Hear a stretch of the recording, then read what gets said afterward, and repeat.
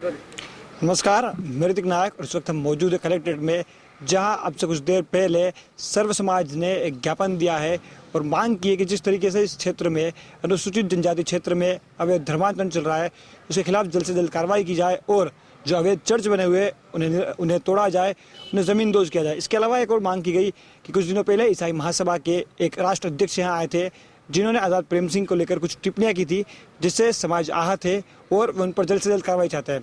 इसके अलावा पंचकुई में एक सभा चल रही थी जिसको लेकर काफ़ी बवाल मचा, जिसे तत्काल बंद कराने के लिए यहाँ पर धरना प्रदर्शन किया गया।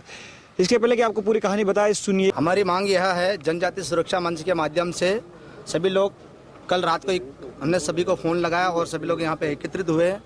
जो यहाँ पर ईसाई मिशनरी ने कुछ 2 दिन पहले कुछ आके यहाँ हिंदू विचारधारा को कोई कट्टरपंथी है यूँ करके उन्होंने कुछ अपशब्द कहे, उस संबंध में हमको ठेस पहुंची और हम यहाँ पर एकत्रित होकर आज ज्ञापन दिया है।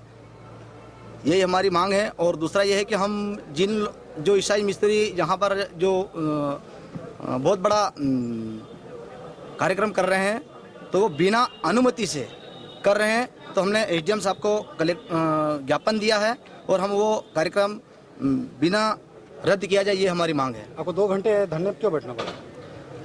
देखो, हमने एसडीएम साहब को बोला है कि वो अनुमति के बिना कर रहे हैं या अनुमति ली है, तो एसडीएम साहब ने बोला है कि वो बिना अनुमति से कार्यक्रम कर रहे हैं, तो हमने बोला है कि भैया वो निरस्त होना चाहिए, ये इस वजह से लेट हुआ है।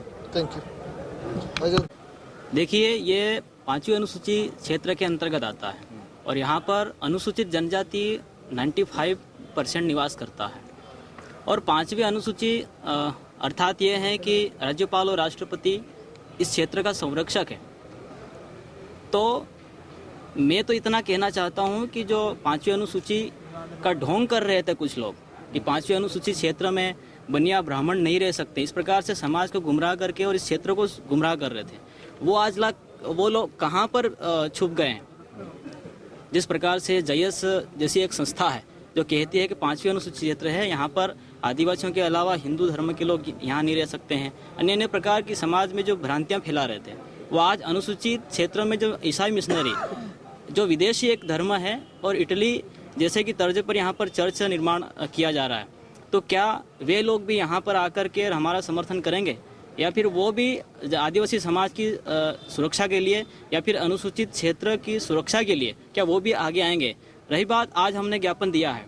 ज्ञापन इसलिए दिया है कि हमारे प्रेम भाई अनुसूचित क्षेत्र में जो विधर्मी लोग जो हमारे समाज को बरगलाकर हमारी संस्कृति, परंपरा, रीति रिवाज जो नष्ट कर रही हैं, उनके खिलाफ दिन प्रतिदिन आवाज़ उठा रहे हैं। इनके खिलाफ कुछ लोग 2-4 दिन पहले जो सर्व ईसाई समाज महासभा करके उसका राष्ट्रीय अध्यक्ष आया था, उसने कहा कि समाज को गुमराह कर रहे हैं और ये फौज की नौकरी छोड़कर आए हैं, उन पे शंका भी जाहिर की है और कट्टरपंथी विचारधारा का बताया। मैं तो इतना कहता हूँ कि कट्टरपंथी विचारधारा के कौन? जो वही हैं जो अवैध तरीके से झाबुआ जिले को गुमराह कर रहे हैं, ईसाई मिशनरी के लोग जो यहाँ पर मतलब ये कहते हैं 1% भी ईसाई विधिवत रूप से नहीं बने हैं, जो अवैध तरीके से कानून के विरुद्ध बने हैं, उन पे कार्रवाई करने के लिए मांग कर रहे हैं। तो इनके पर शंका जाहिर की कि ये फौज की नौकरी छोड़ के आए हैं, समाज को गुमराह कर रहे हैं। तो उसने ये भी कहा, जो राष्ट्रीय अध्यक्ष था उसने भी कहा कि हम जितने भी यहाँ पर ईसाई बने हैं झाबुआ में, वो कानून के दायरे में रह करके बने हैं, लेकिन आरटीआई के तहत, सूचना के अधिकार के तहत इन्होंने जानकारी मांगी, तो यहाँ पर विधिवत तरीके से एक भी ईसाई नहीं बना।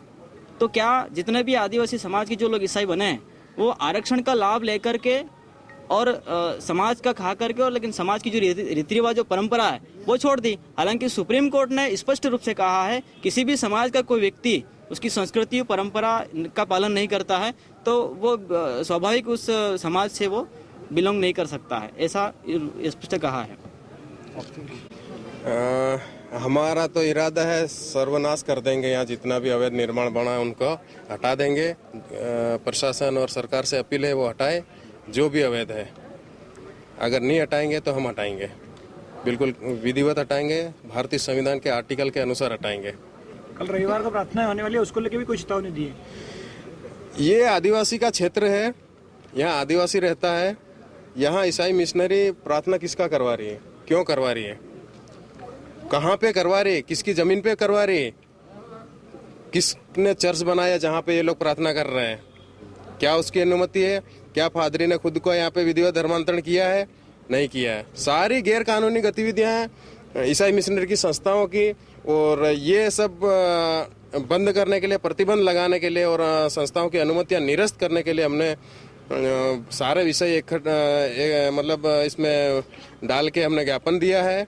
और जो मिशनरी बाहर से विदेश से जो लोग यहाँ पे आके जिस तरह से आदिवासियों के खिलाफ आरोप लगा रहे हैं झाबुआ के, तो उनको मैं बोलना चाहता हूँ कि अच्छा हुआ हमारा सामना नहीं हुआ। झाबुआ में कोई ईसाई मिशनरी का आदमी आता है और यहाँ आके आदिवासियों के बारे में अनाप शनाप कुछ भी बोल के जा रहा है। भाई तुम आए यहाँ पे स्कूल के लिए आए थे, अस्पताल के लिए आए थे, तो यहाँ आके हमारे समाज को ईसाई बनाया क्यों? बनाया तो विधिवत क्यों नहीं बनाया? तो इनकी अनुमतियाँ निरस्त की जाए हमारे क्षेत्र से। हमको इनके स्कूलों की ज़रूरत नहीं है, हमको इनके अस्पतालों की ज़रूरत नहीं है, और ये सारे इनके जितने भी अवैध धर्मांतरण के धंधे हैं ये सब बंद किए जाए। इसके पहले भी आप कहीं बार पंचकुला में किस प्रकार का आयोजन हो रहा है? पंचकुवी में ना तो प्रशासन की अनुमति है, ना ही उस चर्च की वैधानिक कोई ऐसी अनुमति है। आदिवासी का गांव है पंचकुवी, वहाँ 100% आदिवासी लोग रहते थे, लेकिन आज की तारीख में वहाँ आसपास के गांवों में कम से कम कई गांवों में आदिवासी को ईसाई बना दिया गया है। अब जो कम से कम 8, 10, 15 गांव हैं आसपास के, वो हिंदू विहीन होने वाले हैं। वहाँ पे हमारे जो देवी देवता हैं, हमारे जो हनुमान जी है, माता जी है, कालका माता है, सावन माता, उनको उन्होंने वहाँ समाज को गुमराह करने के लिए देवताओं को रिप्लेसमेंट कर दिया। ईसाई ने जो कार्यक्रम कर रहे हैं वहाँ पे हिंदू देवी देवताओं को हटा के वहाँ पे ईसाई सभ्यता के देवी देवताओं को वहाँ बिठा दिया गया। ये ऐसा हमारी आस्था, सभ्यता, संस्कृति के साथ वहाँ पे खिलवाड़ चल रहा है। जबरदस्ती घर वापसी करा रहे हैं धर्म का, इस तरह का उनका आरोप। कौन है? मेरे पास लेके आओ उसको। कौन है? मेरा समाज है, मैं जो चाहूँ वो करूँगा मेरे गाँव में। सेम टू सेम पूरे आदिवासियों को ये अधिकार है। तुमको बुलाया किसने यहाँ पे? क्यों आए यहाँ पे? पढ़ाने आए थे क्या इलाज करने? या घंटा घर बना रहे आके आदिवासी की जमीन पे? तो जो भी पादरी है जिसको आपत्ति है वो मिले मेरे से, उसी स्टाइल में जवाब मिलेगा उसको।